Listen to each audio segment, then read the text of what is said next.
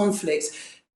Well, let's speak to Metyu Brayzanın, a former US ambassador to Azerbaijan who worked as a mediator on a prospective peace agreement for Nagorno-Karabakh. Ambassador Brayzanın, thank you very much indeed for your time. How surprised were you at this escalation? Not terribly surprised. I mean, it's been clear over the course of the past several weeks, even months since July, when there were similar clashes, although less intense, along the international border between Armenia and Azerbaijan, that tensions were increasing.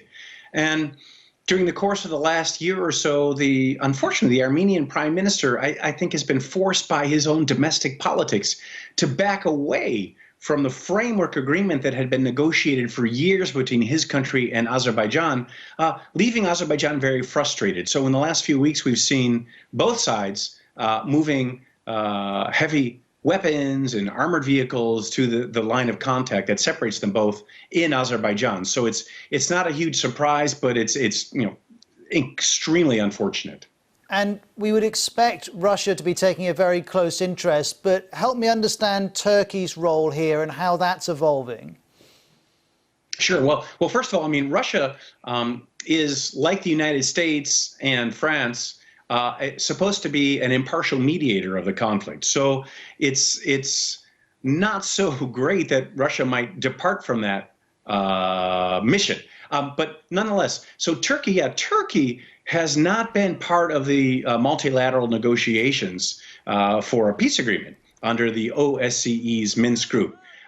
So what has happened in the last couple of months is that as tensions have heated up after as I mentioned, military clashes in July, the United States did not really get involved and created a diplomatic vacuum. And so what's been happening subsequently is that Russia and Turkey have been filling that vacuum. Mm-hmm. Russia on the side of Armenia, which is a treaty ally of Russia under the Collective Security Treaty Organization, and Turkey supporting Azerbaijan.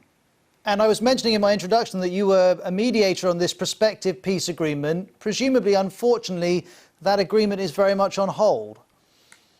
It's very much on hold. So as I said, the negotiating framework is co-chaired by Russia, France, and the United States. And back in January of 2009, the then president of Armenia, Serge Sargsyan, and the still president of Azerbaijan, Ilham Aliyev, agreed in principle to a framework agreement. Now, there were many details that still needed to be worked out, but they agreed in principle.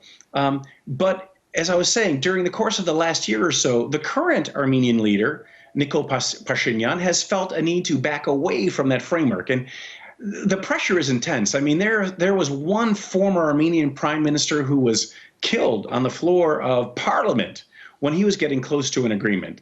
Another one who was ousted when he was close to an agreement. So the extreme nationalist forces in Armenia are very, very strong.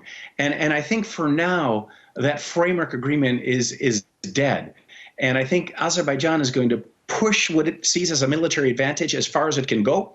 And when that stops, when Azerbaijan recaptures some of its territory that's been occupied by Armenia, and if the fighting stops at that point, then I think we can get back to that framework agreement that I've talked about.